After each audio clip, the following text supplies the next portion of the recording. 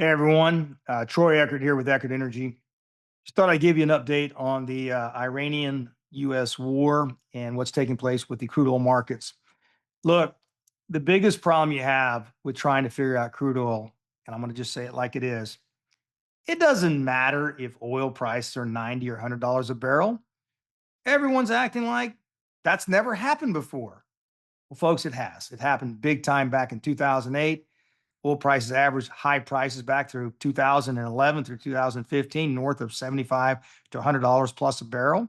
We had the same problem with oil prices skyrocketing when Russia started the war with Ukraine back in 2022 in April. And it didn't bother anybody. Why is it today that oil prices have everybody so darn concerned? Let me tell you why. It's different this time. This is not about oversupply where Saudi and OPEC decides to flood the market to try to financially cripple U.S. oil companies. Look, the U.S. oil companies play poker with all their cards face up. We have public statements. We have covenants with banks. We have all kinds of disclosure documents. Saudi, Middle East, Russia, all these other countries that produce around the world, Brazil, they don't have to put out financial numbers like the United States oil and gas producers because why? Oil and gas producers in the US are privately owned, whereas the majority of these other oil and gas producers around the world are owned by the government. The government's manipulated because what they want to do is control energy. Energy controls their financial markets, energy controls their export import. So the US is the only producer in the world that plays poker with their cards straight up. And the other problem we have, and I think it's fundamentally very simple to understand, is we're the largest consumer of oil and gas. We only make 13.7 million barrels a day. We consume about 21 million barrels a day. We're always going to be a net importer of oil. Why is that? The United States cannot afford to not import oil and gas. One, we can't produce it. The United States will never be energy independent by choice. If you turn the American oil and gas industry loose today, we could be up to 18 to 20 million barrels a day in production, probably in less than 36 to 48 months, literally that fast. So then why don't we do that? Because the United States understands that if we were to be self sufficient on energy consumption, it would destroy financial markets in other oil producing countries because the oil that they produce wouldn't be acquired.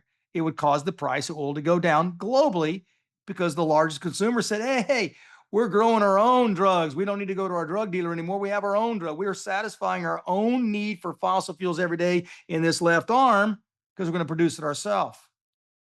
The reality is we have a different type of oil, though. Most oil around the world is not coming from tight reservoir rock that has massive, sharp decline curves. They have conventional oil and gas, which means these are long-lived, heavy producing, more reasonable decline curves, producing large volumes from single wells.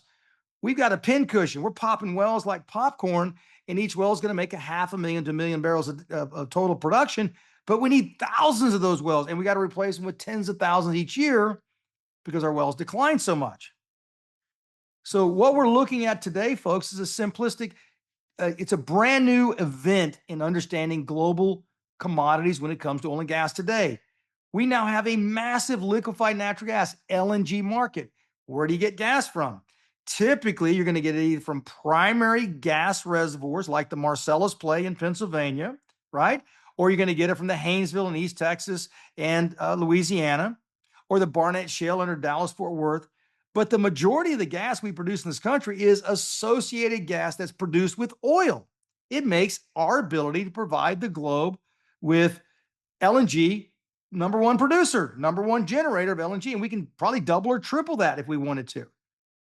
So today's problem is not about Saudi flooding the market like they've done 2 or 3 times before. It's not like a Ukraine-Russia war where it's just two combatants going at it. And unfortunately, it's lasted 5 years. Now, it is making a major impact today because the Ukrainian military is attacking the oil and gas refineries, supplies, and supply chain and vessels, waterborne, land, etc., which is crippling and will continue to cripple Russia's financial stability. Russia lives off its oil and gas sales. It's how they've created alliances with other countries by saying, we're your oil producer, we're your oil supplier. Well, that's going to change the dynamics. But let's really get down to what my point is. Today, the market's different for this reason.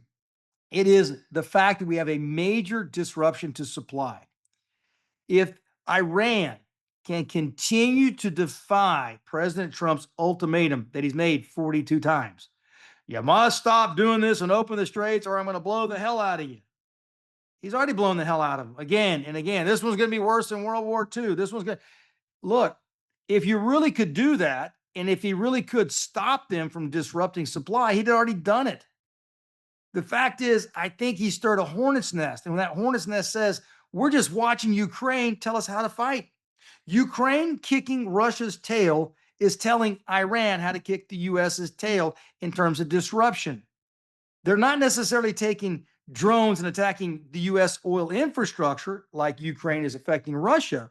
What they're saying is we're creating an absolute stalemate in the confidence and the stability of transporting oil out of the Middle East to its destination customers around the globe with any certainty. And now that they understand they can use drones, those pipelines they're talking about building, that is the dumbest thing we're going to find. Let me tell you why. Today, the Strait of Hormuz is the big choke point.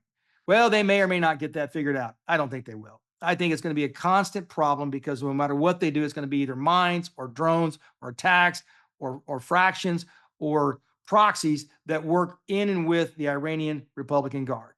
Doesn't matter. It's the Houthis, doesn't matter who it is. It's going to be constant disruption going forward forever in that Strait of Hormuz in that area, right? What's really going to take place is these little inexpensive drones can go right down a pipeline about every mile, blow up a pipeline, interconnect, and blow up the well heads when they come to the top, all their connection points, all their metering. They just do it all the time. Just say, here's a $15,000 drone, fly it along the line, blow it up. And they're going to be constantly dealing with ports and vessels because why? David and Goliath. You can't beat David and Goliath. David couldn't beat Goliath till he had the one little bitty rock and hit him right where it hurt and dropped him dead.